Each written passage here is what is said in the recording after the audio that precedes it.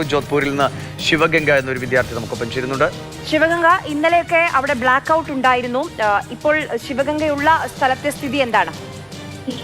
ഇന്നലെ 12 മണിക്ക് start ആവേണ്ടിയിരുന്ന black out 9:30 ആയപ്പോൾ തന്നെ സ്റ്റാർട്ട് ആയിരുന്നു. രാവിലെ 5-5:30യോളം തന്നെ നീണ്ടു നിന്നു. പുറത്ത് നമുക്ക് സൗണ്ടുകളൊക്കെ കേൾക്കാമായിരുന്നു. Strong police patrolling അടക്കമുണ്ടായിരുന്നു.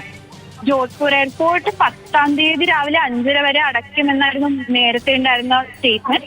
പക്ഷേ ജയ്സാൽമീറിലുണ്ടായ അറ്റാക്കിനെ തുടർന്ന് അത് നീട്ടി വെക്കുകയായിരുന്നു ചെയ്തത്.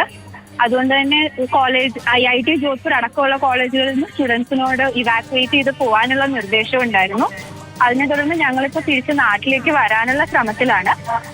ഡൽഹി വഴി വരാനാണ്. ഞാൻ IIT-യിലല്ല, ഞാൻ നാഷണൽ ലോ യൂണിവേഴ്സിറ്റിയിൽ ലോ സ്റ്റുഡന്റ് ആണ്. 4th ഇയർ ലോ സ്റ്റുഡന്റ് ആണ്. നിങ്ങളുടെ യൂണിവേഴ്സിറ്റി അടച്ചോ? യൂണിവേഴ്സിറ്റി അടച്ചു. ഇന്ന് നടക്കാനിരുന്ന എക്സാംസ് അടക്കം ക്യാൻസൽ ചെയ്ത് യൂണിവേഴ്സിറ്റിയിൽ നിന്ന് സ്റ്റുഡൻസിനെ എല്ലാം പോകാനായിട്ടുള്ള നിർദ്ദേശം കൊടുത്തു കഴിഞ്ഞിട്ടുണ്ട്. എങ്ങനെയാണ് നാട്ടിലേക്ക് വരെ? ട്രെയിൻ വഴിയാണോ അതോ ഡൽഹിയിലേക്ക് പോയിട്ട് എങ്ങനെയാണ് വരാൻ ആലോചിക്കുന്നത്? ഒരുപാട് ട്രെയിൻ ടിക്കറ്റ് കിട്ടാൻ നല്ല ബുദ്ധിമുട്ടായിരുന്നു. അവസാനം ഡൽഹിയിലേക്ക് ഒരു ട്രെയിൻ ടിക്കറ്റ് കിട്ടിയിട്ടുണ്ട്.